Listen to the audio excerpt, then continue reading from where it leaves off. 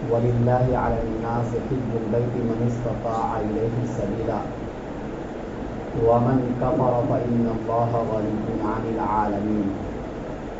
صدق اللہ العظیم. سامعین محترم اور معزز ساتھیوں، حج کا مہینہ چل رہا ہے اور تمام حاجی ایک ایک کر کے مکہ مدینہ کی طرف روانہ ہو رہے ہیں، جہاں اسلام کا ایک اہم رکن حج ادا کرنا ہے. یہ بہت ہی بڑی عبادت ہے. کچھ عبادتیں وہ ہوتی ہیں جو مالی ہوتی ہے، جس میں مال کا خرچ ہوتا ہے. کچھ عبادتیں وہ ہوتی ہیں جس میں جسم کا خرچ ہوتا ہے، محنت کرنی پڑتی ہے.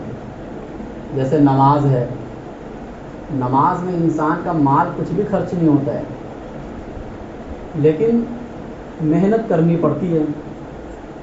زکوٰۃ ہے، یہ بھی ایک عبادت ہے، لیکن زکوٰۃ میں صرف مال خرچ ہوتا ہے.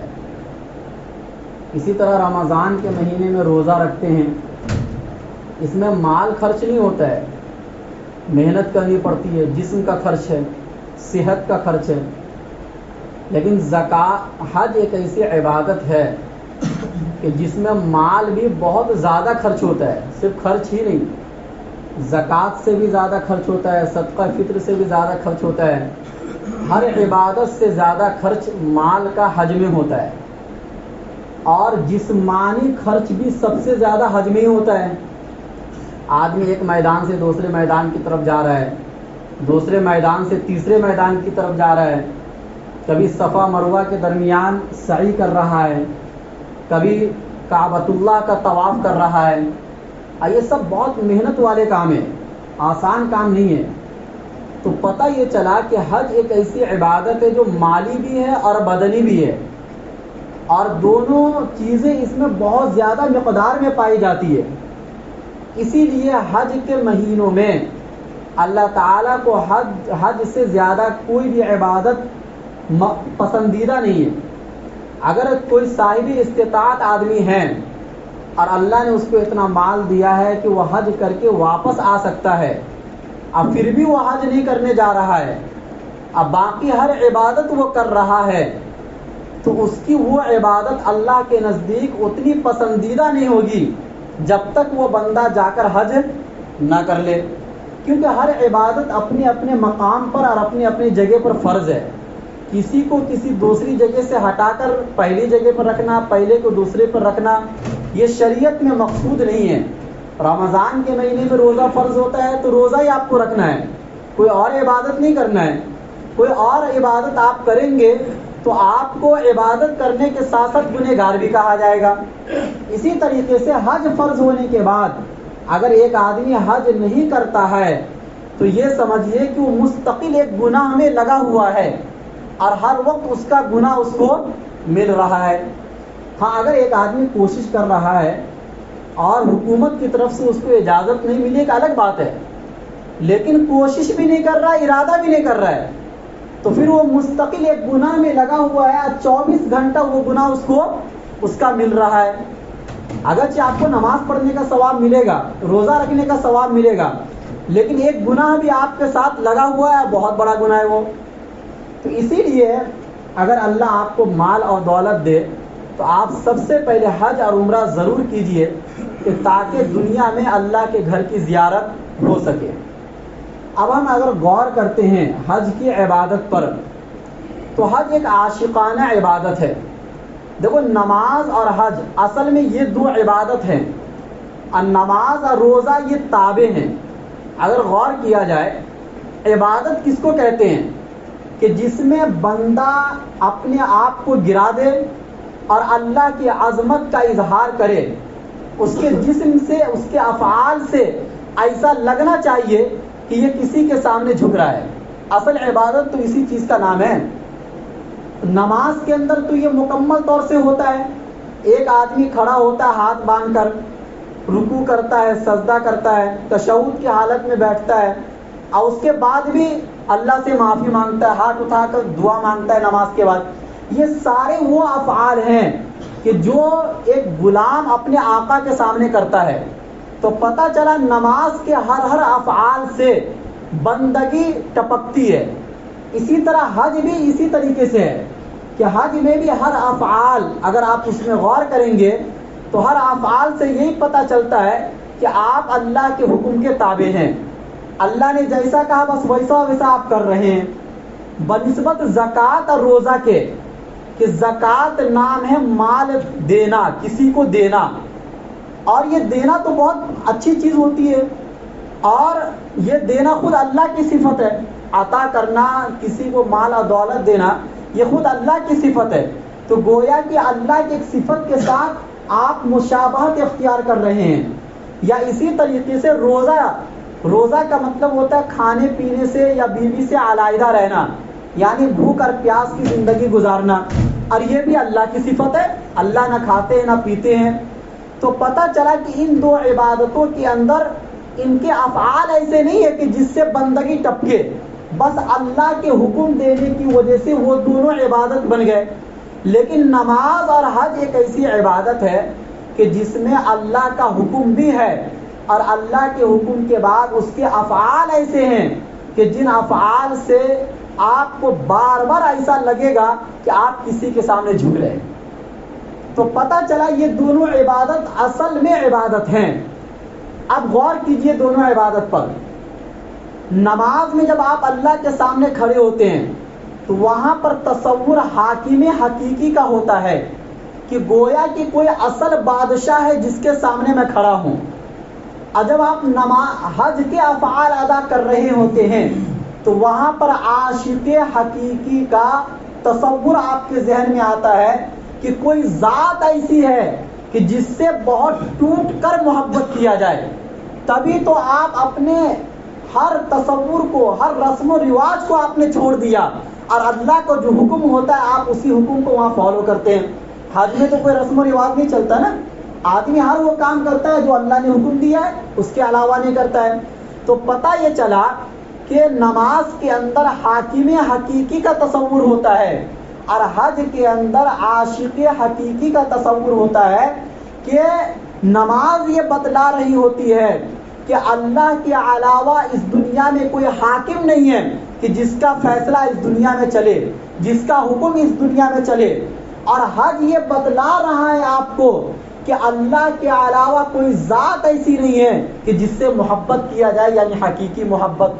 تو دنیا میں اور آخرت میں حقیقی محبت تو صرف اللہ اور اس کے رسول سے کی جا سکتی ہے. اس کے علاوہ کوئی بھی ذات ایسی نہیں ہے اور اس لائق نہیں ہے یا بھروسے کے قابل نہیں ہے کہ جس سے آپ حقیقی محبت کریں. مجازی محبت کا حکم تو خود اللہ نے دیا ہے، ماں باپ سے محبت ہوتی ہے، بیوی سے محبت ہوتی ہے، لیکن یہ سب محبت مجازی ہے. حقیقی محبت صرف اور صرف اللہ اور اس کے رسول کی ہوتی ہے. اسی طریقے سے اگر آپ نماز اور حج کے افعال پر غور و فکر کریں گے تو نماز عقلی عبادت ہے اور حج عشقی عبادت ہے. نماز کا ہر کام عقل کے مطابق ہے کہ بھائی ہاتھ باندھ کر کھڑے ہو جاؤ، رکوع کرو، سجدہ کرو، یہ سب عقل میں آنے والے افعال ہیں بنسبت حج کے کہ حج میں جتنے بھی افعال ہوتے ہیں وہ سب عقل سے اوپر کے ہیں، کیونکہ وہاں آپ کو عشق کا ثبوت دینا ہے. اور عشق میں یہ نہیں دیکھا جاتا ہے کہ جو کام عقل کے مطابق وہ ہم کریں گے اور جو عقل کے مطابق وہ ہم نہیں کریں گے، بلکہ عشق میں تو یہ دیکھا جاتا ہے کہ آپ کے محبوب کو کون سا کام زیادہ پسندیدہ ہے، آپ وہی کام کریں گے. اسی لیے نماز میں جو چیز مستحب ہے حج میں وہ چیز مکروہ ہے، اور حج میں جو چیز مستحب ہے نماز میں وہ چیز مکروہ ہے. جیسے مثال کے طور پر آپ نماز جب پڑھتے ہیں تو ٹوپی پہن کر پڑھتے ہیں، اور یہ آداب میں سے نماز کے مستحب ہے، لیکن حج میں سر ننگا رکھنا ہے.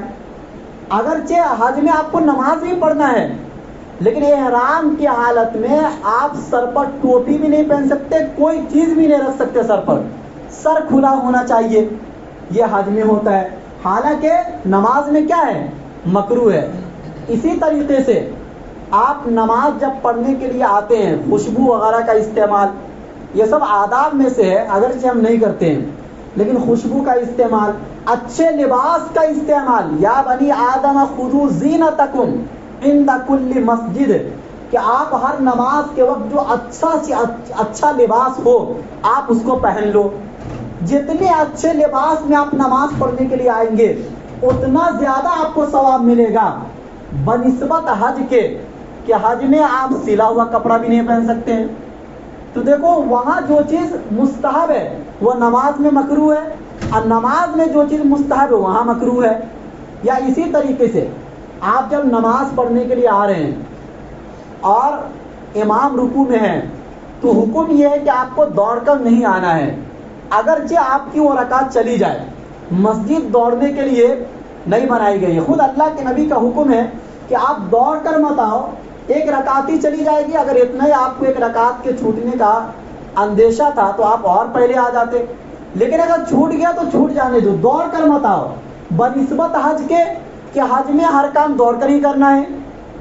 تو پتہ یہ چلا. اور بھی اگر غور کریں گے آپ، یا اسی طریقے سے نماز کے افعال میں تواضع ہے، بہت زیادہ تواضع ہے. آپ سینہ نکال کر کھڑے نہیں ہو سکتے ہیں بنسبت حج کے، کہ حج میں طواف حج کا ایک اہم رکن ہے اور فرض ہے. اور لوگ یہ بتاتے جو حج کر کے آتے ہیں کہ طواف سے زیادہ مزہ دنیا میں کسی عبادت میں نہیں آتا ہے، لیکن وہ طواف آپ کو سینہ نکال کر کرنا ہے. شروع کے 3 چکر آپ کو سینہ نکال کر چلنا ہے. حالانکہ جس وجہ سے سینہ نکال کر چلا گیا تھا وہ سبب ختم ہو گیا، لیکن اس کے باوجود بھی آپ کو اللہ کے نبی صلی اللہ علیہ وسلم کی اس سنت کو فالو کرنا ہے. لیکن نماز میں آپ ایسا کر سکتے ہیں؟ نہیں کر سکتے ہیں. تو پتہ یہ چلا کہ اگر آپ دونوں عبادتوں پر غور کرو گے تو یہاں جو چیز مستحب ہے وہاں وہ چیز کیا ہے؟ مکروہ ہے، اور وہاں جو چیز مکروہ ہے وہ یہاں کیا ہے؟ مستحب ہے. تو اصل تو اللہ کا حکم ہے. اللہ اگر کہیں پر کسی چیز کا حکم دے دے تو وہی چیز کیا ہو جاتی ہے؟ اصل بن جاتی ہے. اور دوسری عبادت میں اگر اسی چیز سے روک دے تو وہی چیز کیا بن جاتی ہے؟ مکروہ بن جاتی ہے. تو پتہ یہ چلا کہ یہاں عقل کی ضرورت ہے نماز میں، اور حج میں عشق کی ضرورت ہوتی ہے. اور دین دونوں سے چلتا ہے، عشق سے بھی چلتا ہے اور عقل سے بھی چلتا ہے. ایک آدمی صرف عقل مند ہو جائے اور اس میں اللہ کی محبت نہ ہو، اللہ کا عشق نہ ہو، تو وہ آدمی گمراہ ہو جائے گا. یعنی وہ ہر چیز کو اگر عقل کے تقاضے سے دیکھے گا تو آدمی 2 دن میں گمراہ ہو جائے گا. شیطان جو گمراہ ہوا تھا اسی بنیاد پر تو ہوا تھا. شیطان عابد بھی تھا، شیطان عارف بھی تھا، اللہ کو جانتا بھی تھا. اسی طریقے سے شیطان عالم بھی تھا، اسے علم بھی تھا ہر چیز کا، لیکن شیطان عاشق نہیں تھا.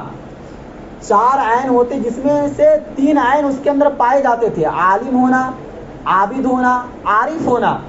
لیکن وہ اللہ کا عاشق نہیں تھا، جس کی بنیاد پر اللہ کے ایک حکم کا اس نے کیا کر دیا؟ انکار کر دیا. کیونکہ اس کے عقل میں وہ بات نہیں آئی کہ جو چیز مٹی سے بنی ہے اس کو میں سجدہ نہیں کر سکتا. تو عقل میں آنے کے بعد اگر آپ کسی حکم کو مانیں گے تو تب تو آپ ایک دن میں بھی کیا ہو جائیں گے؟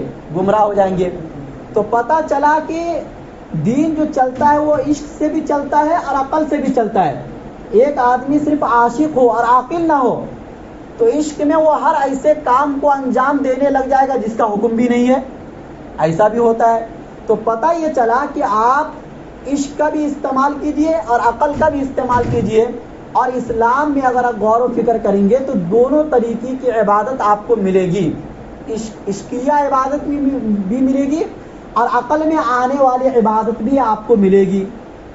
لہٰذا اب جب ہم حج کے لیے جاتے ہیں تو حج سے پہلے یعنی شوال، ذی قعدہ، ذی الحجہ، یہ تو حج کے مہینے ہیں. لیکن شوال سے پہلے کون سا مہینہ آتا ہے؟ رمضان کا مہینہ آتا ہے. دیکھو حج کی تیاری اللہ آپ سے کیسے کرواتے ہیں. رمضان کا مہینہ آیا، رمضان خود اتنا بابرکت مہینہ ہے کہ آدمی جتنا عبادت اس مہینے میں کرتا ہے اتنا کسی اور مہینے میں نہیں کرتا ہے. اب اللہ تعالیٰ نے آپ سے کھانا پینا چھڑوا دیا، کیونکہ جن لوگوں کو حج کے لیے جانا ہے اس کی تربیت 2 مہینہ پہلے سے ہو رہی ہے کہ آپ سے کھانا پینا بھی چھڑوا دیا گیا. دن کے اوقات میں بیوی سے دور رہنا بھی آپ کو سکھلایا گیا. پھر جب 20 دن گزر گئے رمضان کے تو آخری عشرے کا اعتکاف آیا. اعتکاف میں آپ سے گھر بھی چھڑوا دیا گیا اور دن اور رات میں بھی بیوی سے علیحدہ رہنا آپ کو سکھایا گیا. حتیٰ کہ ایسی سختی کی گئی کہ آپ نہانا دھونا بھی نہیں کر سکتے ہیں جیسے حج کے مہینے میں ہوتا ہے, حج کے افعال میں ہوتا ہے. اور بہت زیادہ سختی ہوتی ہے اعتکاف میں تاکہ بندہ 2 مہینہ پہلے حج کے لیے تیار ہو جائے. اب جیسے آپ نے عید کی نماز پڑھی اگلا دن بلکہ عید کے دن سے ہی شوال کی پہلی تاریخ وہ حج کا مہینہ شروع ہو گیا. آپ اس دن سے احرام باندھ سکتے ہیں. اب جب آدمی یا باندھے یا نہ باندھے یہ آپ کا اختیار ہے, لیکن آپ باندھ سکتے ہیں. حج کا مہینہ شروع ہو گیا شوال سے, لیکن شوال سے پہلے آپ کو کیا کیا چھڑایا گیا؟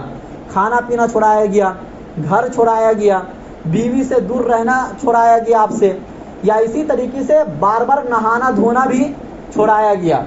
اب جب حج کے لیے سفر کریں گے, آپ جہاز میں بیٹھیں گے تو ایک جگہ ایسی آئے گی جس کو میقات کہا جاتا ہے. وہاں پر اعلان ہو جائے گا کہ بھائی اس جگہ سے آگے اگر آپ کو گزرنا ہے تو آپ احرام کی حالت میں ہی گزر سکتے ہیں, اس کے علاوہ نہیں گزر سکتے ہیں. اگر بغیر احرام کے آپ اس جگہ سے آگے گزر گئے, جہاز آگے چلی گئی, تو آپ کے اوپر ایک دم لازم ہو جائے گا جس میں 15 سے 20 ہزار روپیہ آپ کا فوراً خرچ ہو جائے گا. تو پتہ یہ چلا, اس لیے بہت سے حاجی ایئرپورٹ پہ ہی احرام باندھ لیتے ہیں کہ ایسا نہ ہو کہ جہاز چونکہ بہت تیز رفتار سے چلتی ہے, اس جگہ سے آگے ہم گزر گئے اور ہم نے احرام ہی نہیں باندھا. اس لیے احتیاط کا تقاضا یہ ہے کہ آپ پہلے سے احرام باندھ لیں, لیکن اس جگہ سے جب آگے آپ گزرتے ہیں تو احرام کی حالت میں گزرتے ہیں. ایک تو آپ کو یہ بتلایا گیا کہ آپ اللہ کے دربار میں آ رہے ہیں, اور جب کسی بادشاہ کے دربار میں کوئی جاتا ہے تو اس کے دربار کے کچھ حدود ہوتے ہیں کہ بھائی یہ حدود اب آگے جب آؤ گے تو اس کے کچھ آداب ہوں گے, اس کے بغیر آپ بادشاہ کے پاس نہیں آ سکتے, اس کے کچھ لباس ہوں گے, اس لباس کے بغیر آپ نہیں آ سکتے ہو. یہ جو میقات ہے دنیا میں چاروں طرف, یہ میقات اللہ کے گھر کے حدود ہیں. ان حدود سے آگے کچھ شرائط کے ساتھ آپ گزر سکتے ہو, بغیر شرائط کے آپ نہیں گزر سکتے ہو. لہذا آپ کو 2 سلا ہوا لباس بغیر سلا ہوا لباس آپ کو پہنا دیا گیا, اور وہ بھی سفید لباس. ایک تو آپ کو یہ یاد دلایا گیا کہ کفن بھی آدمی کو اسی لباس میں دیا جاتا ہے, گویا کہ موت کی تیاری ابھی سے آپ کے لیے شروع ہو گئی. نمبر 2, وطن بھی آپ سے چھوڑا دیا گیا. کھانا پینا چھوٹا, گھر بار چھوڑا تھا آپ نے, لیکن وطن ابھی تک نہیں چھوڑا تھا. اب وہاں سے وطن بھی آپ سے چھوڑا دیا گیا. ایسی عبادت کی جس میں آپ کو وطن چھوڑنا پڑتا ہے. اب ہر آدمی میقات سے آگے گزر رہا ہے, چاہے وہ بادشاہ ہو, امیر ہو, غریب ہو, کالا ہو, گورا ہو, عربی ہو, عجمی ہو, دنیا کے کسی خطے سے بھی وہ تعلق رکھتا ہو, ہر ایک کا لباس ایک ہوگا. اور وہ کیا کہ احرام کی حالت میں آپ کو سفید لباس میں سب کو مکہ پہنچنا ہے, اس کے بغیر نہیں پہنچنا ہے. تو یہ جو امیری غریبی کا فرق تھا, اس فرق کو اللہ نے اس عبادت میں مٹا دیا کہ اب حج کے افعال آپ کو ادا کرنا ہے. اس میں ایسا نہ لگے کہ کوئی آدمی بہت عمدہ لباس پہنا ہے تو کوئی غریب یا اس سے نچلے درجے کا کوئی آدمی ہے, اس لباس کو دیکھ کر اس کے دل میں یہ نہ آ جائے کہ کاش کہ میرے پاس اور پیسہ ہوتا تو میں بھی اللہ کے دربار میں بہت عمدہ لباس پہن کر آتا. کیونکہ ہر آدمی وہاں محبت میں جا رہا ہے, اور محبت میں ہر آدمی یہی سوچتا ہے کہ میں اپنے محبوب کو اس طریقے سے بن سور کر دکھاؤں کہ میں اچھا سے اچھا لگوں. تو اللہ تعالیٰ نے یہ کہا کہ دیکھو وہ چھوڑو, تم کیا سوچ رہے ہو, میں نے یہ کہا کہ بس 2 لباس آپ کو پہن کر آنا ہے. اس میں کوئی بادشاہ بھی اگر جائے گا, اگر سعودی عرب کے بادشاہ کو بھی اگر حج کرنا پڑ گیا کسی سال, تو ان کو بھی یہی 2 لباس پہننے پڑیں گے. یعنی یہ فرض کے درجے, فرض ہے یہ, اس کے بغیر آپ کا حج ہی نہیں ہوگا. اب جب مکہ پہنچ گئے تو ابھی تو حج کے افعال شروع نہیں ہوتے ہیں, آدمی عمرہ کرتا ہے. عمرہ بہرحال حج کا جزء لازم نہیں ہے. ہاں, حج تمتع, حج قران آدمی کرے گا تو عمرہ بھی کرنا پڑتا ہے, لیکن صرف حج بھی کر سکتا ہے. حج کے افعال جو شروع ہوتے ہیں وہ 8 تاریخ سے شروع ہوتے ہیں. 8 تاریخ کو آپ کو حکم یہ ہوا کہ آپ مینا میں آ جاؤ. مینا میں آپ ظہر کی نماز، عصر کی نماز، مغرب کی نماز، عشاء کی نماز، رات بھی وہاں گزارنا ہے، اور مینا میں ہی فجر کی نماز آپ کو ادا کرنا ہے۔ یہ 5 نماز آپ چاہتے تو بیت اللہ کے سامنے بھی تو ادا کر سکتے تھے، اور وہاں اتنی وسعت اور گنجائش ہے کہ 25 سے 30 لاکھ آدمی ایک وقت میں نماز ادا کر سکتے ہیں۔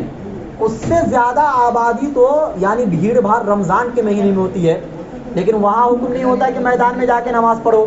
لیکن یہاں آپ کو یہ حکم ملا کہ آپ مینا میں جا کر حج کے افعال ادا کرو، حالانکہ بیت اللہ کے سامنے ایک نماز پڑھنے پر 1 لاکھ نماز پڑھنے کا ثواب ملتا ہے۔ 1 لاکھ نماز پڑھنے کا ثواب آپ چھوڑ کر کہاں جا رہے ہیں؟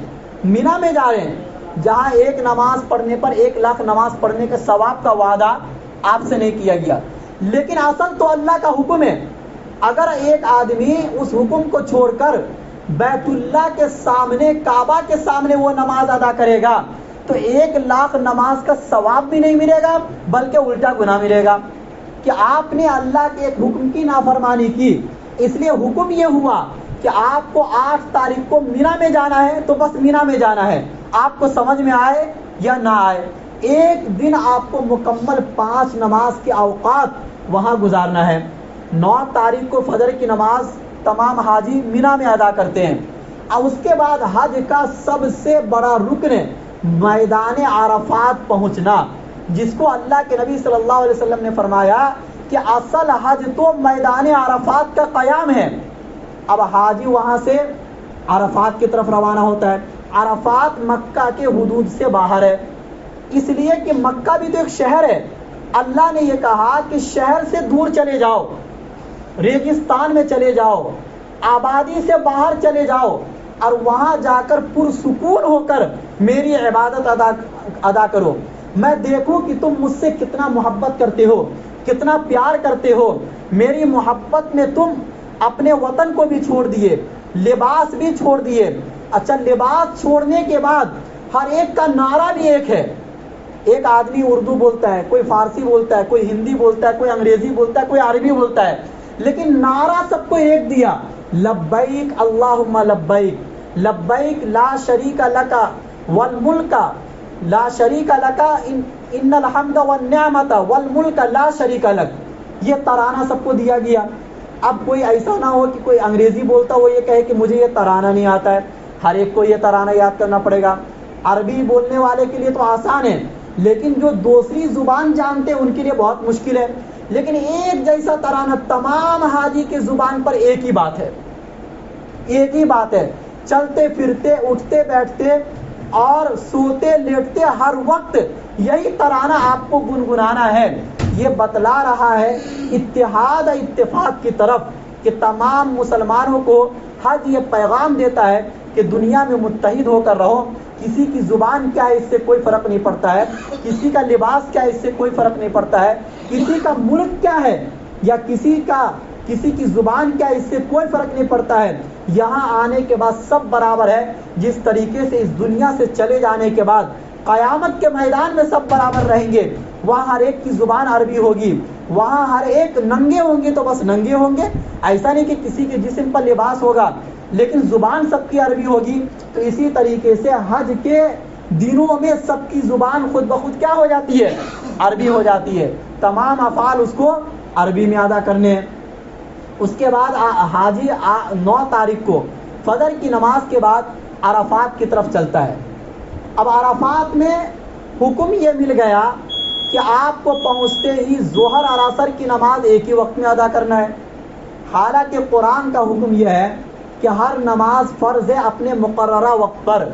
اگر آپ ظہر کی نماز کے وقت میں عصر کی نماز ادا کریں گے تو آپ کتنے بھی سجدے کر لیجئے، عصر کا جب وقت ہوگا تو دوبارہ آپ کو عصر کی نماز ادا کرنی پڑے گی۔ لیکن وہاں حکم یہ مل گیا کہ آپ پہنچتے ہی ظہر اور عصر کی نماز ایک ساتھ ادا کریں، تاکہ جب عرفات کا قیام ہو تو نماز کا خلل اس کے اندر نہ ہو۔ یعنی نماز کی ترتیب کو بھی بدل دیا گیا میدان عرفات کے قیام کے لیے، اور بلکہ مغرب کا وقت ہو جاتا، مغرب کی نماز بھی آپ کو ادا نہیں کرنا ہے، مغرب کی نماز مزدلفہ میں جا کر عشاء کے وقت میں ادا کرنا ہے. تو سارے وہ کام ہو رہے ہیں جو ہماری عقل میں نہیں آتے ہیں، لیکن اللہ یہی تو بتلانا چاہ رہے ہیں حج کے افعال سے کہ بندہ یہ سمجھو کہ اصل میرا حکم ہے. اصل کعبۃ اللہ میں کوئی چیز رکھی نہیں گئی ہے، اصل اٹھنے بیٹھنے میں کوئی چیز نہیں ہے، اصل میدان عرفات میں جانا یا مینا میں جانا یا مزدلفہ میں جانا کوئی چیز نہیں ہے، جانور کو ذبح کرنا بھی کوئی چیز نہیں ہے. اگر میرا حکم آ گیا تو وہ چیز خیر بن جاتی ہے، اور اگر میں نے کسی چیز سے منع کر دیا تو وہ چیز شر بن جاتی ہے. بہت سی عبادتیں ایسی ہیں جو ما قبل کی شریعتوں میں جائز تھی لیکن اس شریعت میں وہ ناجائز ہے. کیوں؟ اس لیے کہ ما قبل میں اللہ کا حکم وہی تھا تو وہاں وہ کرنے پر آدمی جنت میں جائے گا، اور ابھی اس چیز سے منع کر دیا گیا تو ابھی اس سے رکنے پر آدمی جنت میں جائے گا. تو اسی طریقے سے ہم جب معاشرے میں اپنی زندگی گزارتے ہیں یا گھر میں اپنی زندگی گزارتے ہیں تو آپ رسم و رواج پر دھیان نہ دیں. شادی بیاہ میں بہت سے رسم و رواج کو انجام دیا جاتا ہے، یا اور بھی بہت سی چیزیں جس میں رسم و رواج زیادہ ہے اور عبادت بہت کم ہوتی ہے. تو اگر جس طریقے سے حج کرنے والا آدمی رسم و رواج پر دھیان دے گا تو اس کا حج ادا نہیں ہوگا. اسی طریقے سے آپ دنیا کی کوئی بھی عبادت کرے اس میں اللہ کا حکم کم اور آپ کا رسم و رواج زیادہ ہے تو وہ عبادت نہیں ہے بلکہ وہ رسم و رواج ہے. تو اسی لیے ہم اور آپ اپنی زندگی پر یہ غور کریں. حج کا مہینہ چل رہا ہے، ایک تو اتحاد اتفاق بنائے رکھے، اور نمبر 2 رسم و رواج جتنی بھی چیزیں ہوتی اس قبیل سے وہ تمام چیزوں کو اپنی زندگی سے ختم کر دے اور یہ سوچے کہ زندگی گزارنا ہے صرف اللہ کا حکم مان کر. اللہ کے حکم کے بغیر کسی چیز میں خیر نہیں ہے، خیر اصل ہے تو اللہ کے حکم میں ہے. اللہ ہم سب کو کہنے سننے سے زیادہ عمل کرنے کی توفیق دے.